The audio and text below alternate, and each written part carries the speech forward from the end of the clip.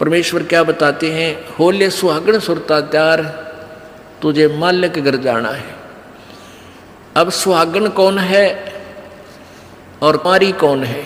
जिन आत्माओं को पूर्ण परमात्मा संत से प्रभु का नाम नहीं मिला तो वो तो कुंवारी है, और जिनको परमात्मा का नाम मिल गया उनकी सगाई होगी परमात्मा से, गुरु बिचौले ने उनकी सगाई करवा दी। अब जिनको परमात्मा का नाम मिल गया तो आपकी सगाई होगी उस मालिक से, पूर्ण परमात्मा से, और गुरु बिचौले ने आपका यू नाता जोड़ दिया। तो इसलिए कहा कि होले सुहागण सुरता त्यार, जो उपदेशी आत्माएं हैं वो सुहागण हैं, और जिन्हें नाम नहीं लिया है वो अभी कुंवारी है। और जो सुहागण होगी, जिसकी सगाई हो जाएगी, तो वही आशा कर सकती है पिया के घर जाने की। कुंवारी का भी कोई ऊद सूद नहीं होती, लेकिन तरीका यही है पिया के घर जाने का, उनको भी सगाई करवानी पड़ेगी, नाम लेना पड़ेगा, गुरु बनाना पड़ेगा। तो उन सुहागन आत्माओं को, उपदेशी आत्माओं को परमात्मा कहते हैं होले सुहागण सुरता त्यार तन माल्य के घर जाना है। अब तुझे वहां जाने का तेरा काम बन गया, यानी स्टार्ट हो गया ये प्रोसीजर।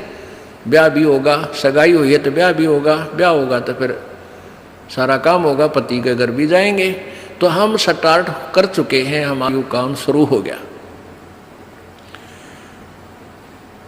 फिर क्या बताते हैं, होली सुहागण सुरता त्यार तुझे मालिक घर जाना है, तेरा सुन शिखर बरतार। सुन शिखर यानी शिखर माने चोटी में, सुन माने सब जहाँ कोई और नहीं, केवल वही एक मालिक और उसका लोक है। सबसे टॉप मोस्ट प्लेस पे वहाँ तेरा पति, तेरा भरतार, तेरा मालिक है। सतलोक में सत्य पुरुष है। वहाँ क्या बताते हैं, रंग महल में रास विलास अपार है, चलो सकी उस देश सुकंत हमार है। उस रंग महल में सारे ठाठ बाट हैं सतलोक के अंदर, और चलो सखी वहाँ अपना वो मालिक पति है, वो अपना कंत है, अपना प्रभु स्वामी मालिक है, उस लोक में चलो। नहले धोले ओढ़ पैर लेकर 16 सिंगार, आज नहीं ते तड़के परसों तेरे आवेंगे लड़ियार।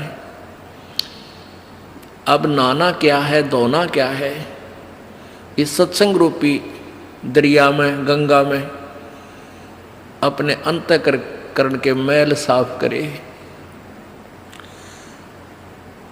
ओढ़ पैर ले, यहाँ क्या ओढ़ना है, क्या पहनना है, कौन से आभूषण हैं कि साधु जैसा भाव आपके अंतःकरण का दिखे, भक्ता कैसे लक्षण हो, ये तरह ओढ़ना है। और सील, संतोष, विवेक, दया, भाव हैं, ये इस प्रकार के 16 तरह आभूषण हैं, जो एक जैसे लड़कियां वैसे ही उदाहरण देने पड़ते हैं उन्हीं के आधार से।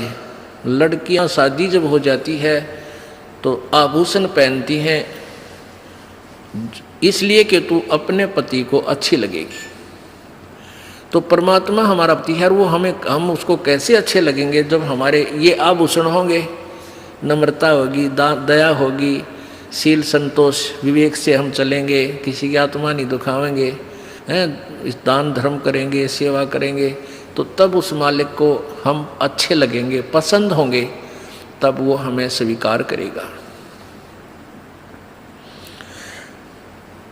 और सुमन, ध्यान, भक्ति, ये पांचों यज्ञ करके अपनी कमाई करके अपना दहेज बना ले।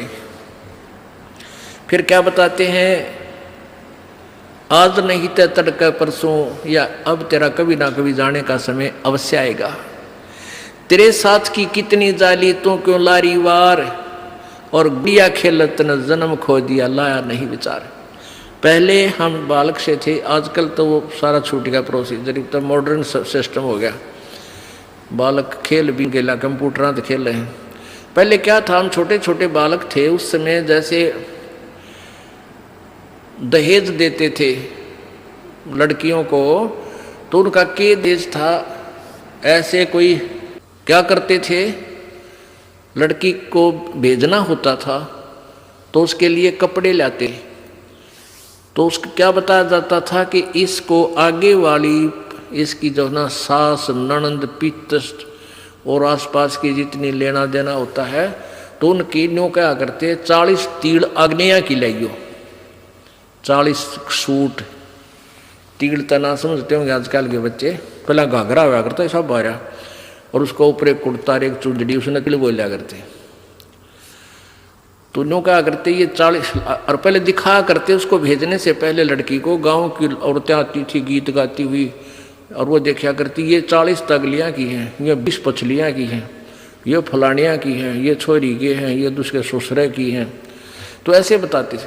तो वो छोटी लड़कियाँ होती थी ना, छोटी छोटी, पहले स्कूल स्काल को जाता नहीं था, वो अपने में टाइम पास कराया करती, कहता गोबर बिटोड़ा करती ना, फिर वो छोटी होती तो क्या करती थी, वो छोटे छोटे टुकड़े कपड़े सिलने के बाद दर्जियों पास हो जाते थे, उन इकट्ठे कर लेती और उनके ऐसी सतह बनता करके, और 40 तन्यारी गिनकर दगाल लेती, एक गठड़ी बांध कर उसमें, और 20 न्यारी धर लेती, न्यों का, और एक गुड़िया बना लेती, एक खिलौना बना लेती, एक गुड़िया सी खिलौने की स्त्री सी, और उस गुड़िया ने फिर गेला गुड़िया ने बांध देती गिठड़ी में, ये इसकी तीड़ अगलियाँ की, ये पछलियाँ की, और वो होते ही तीन चीथड़े कपड़े टुकड़े से, और उनमें तो दूसरा कोई भाई या बहन उसी के लेवल का, 1-2 साल बड़ा छोटा, और एक आधा टुकड़ा निकाल लेता ना उसकी तीड़ मत है, उस गठड़ी मत है, वो पोटली बांध रही थी वह, तो वह रोन लग जाती वह लड़की, अरे मेरी तीड़ काट ली, पापीटर रोवर रोटी नहीं खावे, और ओढ़ चीथड़े ने वह तीड़ बांध रही, वो सूट बांध रही पूरा, तो बालक थी।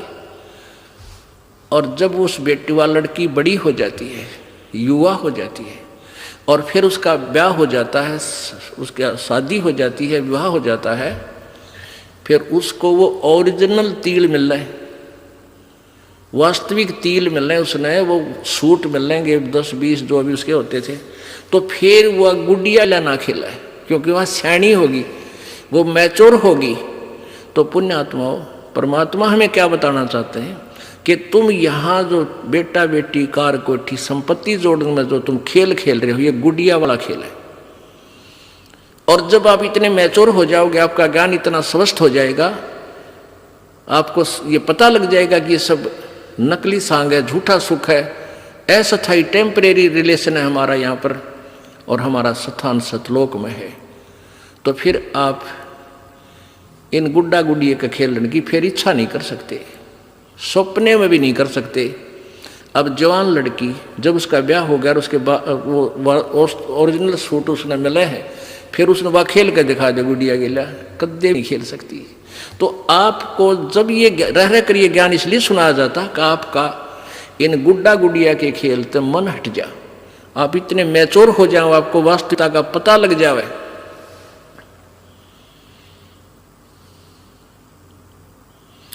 तेरे साथ किए कितनी जाली, तू क्यों लारी वार, गुड़िया खेलत जन्म गवाया, लाया है नहीं विचार, मालिक के घर जाना है। कितने ते गुड़िया खेल कर जन्म खो दिया अपना, सारा यही कार कोठी बेटा बेटियां की जोड़ तोड़ में लगा रहा। अब उस सच्चाई से परिचित हो, फिर पुनः इन गुड़िया से नहीं खेलेंगे। अब तो चलो हैं, अब का जावे कहाँ, फिर भक्ति से ज्ञान से और कुछ ही समय दिनों में ऐसा समाधान आपका प्रभु कर देगा। बालक बच्चे भी आपके भगवान से डरने वाले, महात्मा की भक्ति करने वाले होंगे, और कुछ दिनों में आपको फ्री कर देगा प्रभु। अब भक्ति करें, बच्चे इतने बुद्धिमान समझदार हो जाएंगे, भगवान से डरने वाले होंगे कि भी माता पिता ने अपना पूरा काम कर दिया, अभी इनको डिस्टर्ब ना करो। और वो परमात्मा से विश्वास करने वाले होंगे कि भी हमारा किया हमें मालिक जरूर देगा। तो इस प्रकार आपको फिर यहाँ से निकालने का एक सुअवसर परमात्मा देगा। और तभी आपका मोक्ष संभव है। तो ये परमात्मा ही करवाएगा, अपने इसके चरणों में पड़ा